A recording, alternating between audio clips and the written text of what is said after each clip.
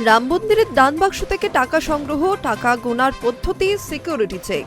রাম মন্দিরে অনুদান গ্রহণ এবং ভক্তদের দর্শনের প্রক্রিয়ায় প্রায় প্রতিটি ধাপেই রয়েছে গাফিলতি।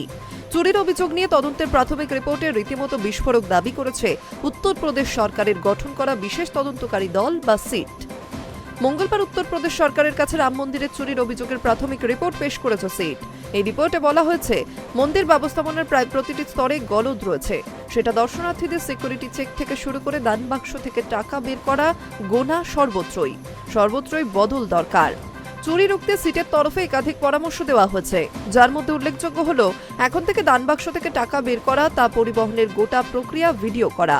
বলা হয়েছে, যারা টাকা গুনবেন তাদের জন্য বরাদ্দ হচ্ছে বিশেষ পোশাক, যেখানে থাকবে না কোনো পকেট।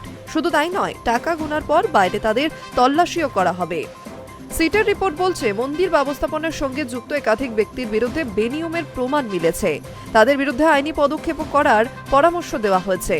যদিও এফআইআর দায়ের হবে কিনা সেটা নির্ভর করছে চূড়ান্ত তদন্তের রিপোর্টের পরই। তবে যদি মন্দিরে চুরি হয়ে থাকে, সেটার সঙ্গে যে মন্দিরের কর্মীরাই যুক্ত তা এক প্রকার স্পষ্ট।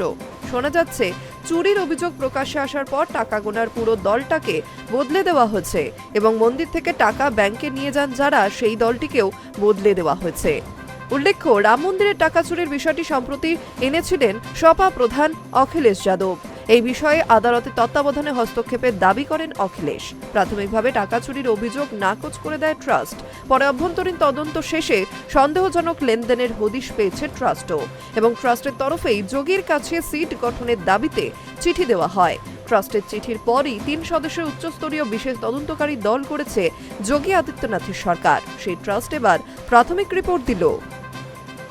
High News network.